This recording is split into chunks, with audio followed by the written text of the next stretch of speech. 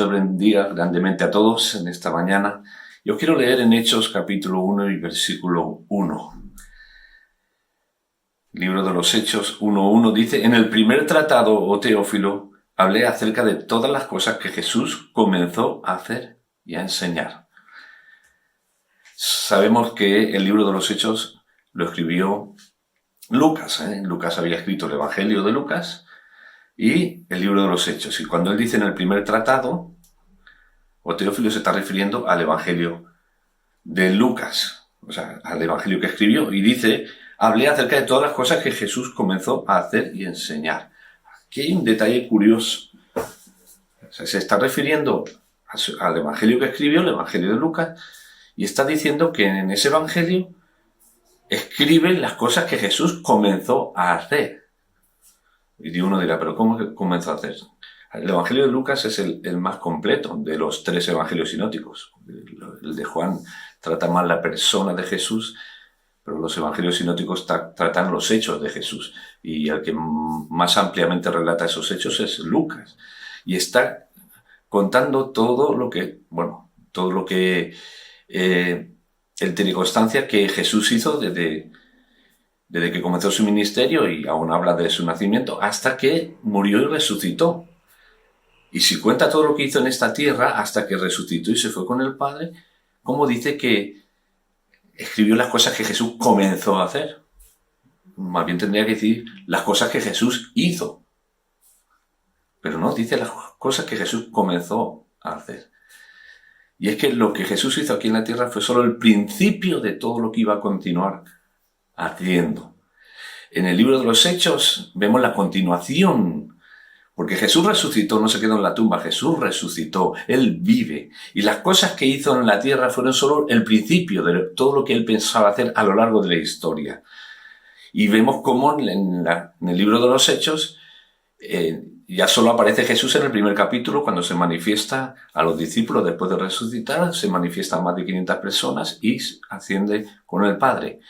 Pero todo lo que luego la Iglesia sigue haciendo, que ahí vienen los primeros pasos de la Iglesia, lo hacen en nombre de Jesús, y Jesús está interviniendo en todo eso. Jesús no está ya, ha desaparecido, se fue, está al lado del Padre y ya está, ahí está. No, Jesús sigue interviniendo, aparte de que Él está al lado del Padre intercediendo cada día por nosotros. Él actúa en nosotros y a través de nosotros. Por eso Él dijo, yo estoy con vosotros todos los días hasta el fin. Y además, una cosa importante, los hechos que vemos tan tremendos en los evangelios son una muestra de lo que Jesús iba a seguir haciendo hoy. Porque Jesús es el mismo ayer, hoy y por los siglos. Por tanto, si vemos a Jesús resucitando muertos, significa que hoy Jesús puede seguir resucitando muertos. Y de hecho ha ocurrido en muchos lugares y sigue ocurriendo. Si Jesús sanaba enfermos en aquel tiempo, Jesús sigue sanando enfermos hoy en día. Jesús es la cabeza de la Iglesia. Mientras la Iglesia exista, Jesús está ahí actuando, interviniendo.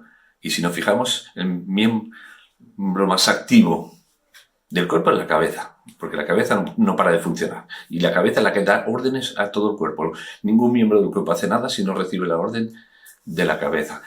Y de la misma manera, la verdadera Iglesia funciona en base a todas las órdenes y las instrucciones que va recibiendo de la cabeza, que es Cristo. Por tanto, imaginaos, Cristo está activo.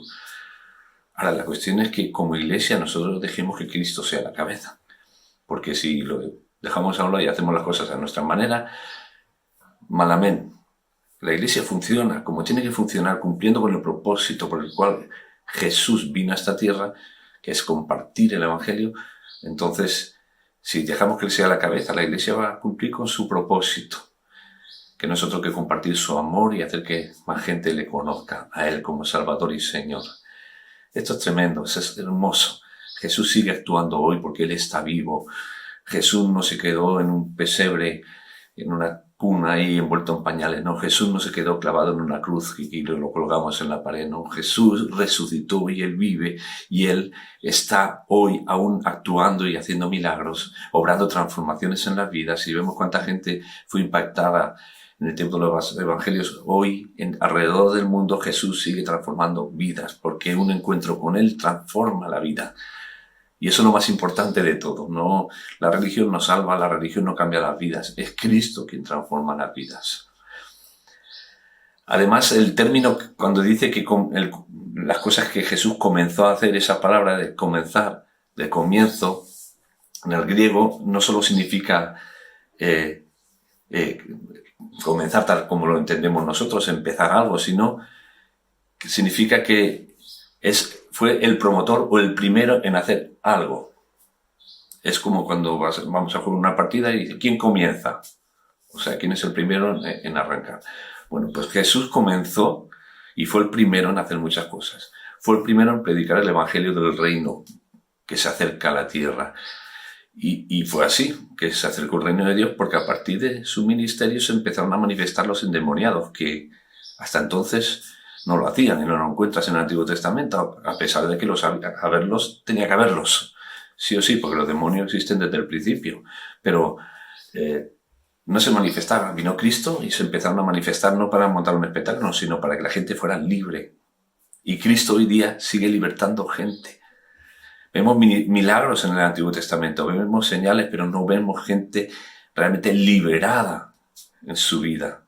Y aquí encontramos cómo Jesús trae un ministerio de liberación tremendo, no solo liberación de demonios, sino liberación espiritual del pecado, de la esclavitud del pecado. Conoceréis la verdad y la verdad os hará libres. Él ha venido a traernos libertad. Y él comenzó a hacer cosas y sigue haciendo cosas que son tremendas y en las cuales él es el promotor. Él comparte un mensaje de amor que hasta entonces nadie había compartido tan intensamente y tan claramente. Y cómo él lleva los 10 mandamientos por el camino del amor, para que los obedezcamos de una manera diferente a como lo obedecían en el Antiguo Testamento. Y por último, él da su vida por nosotros en la cruz. Él fue el promotor en eso. Y fue el promotor porque dice que así como él por amor dio su vida, que nosotros demos nuestra vida por los demás también. Que el Señor nos ayude a entender estas verdades tan tremendas. Jesús está vivo hoy y sigue haciendo las cosas que comenzó a hacer hace más de 2000 años. Que Dios te bendiga mucho.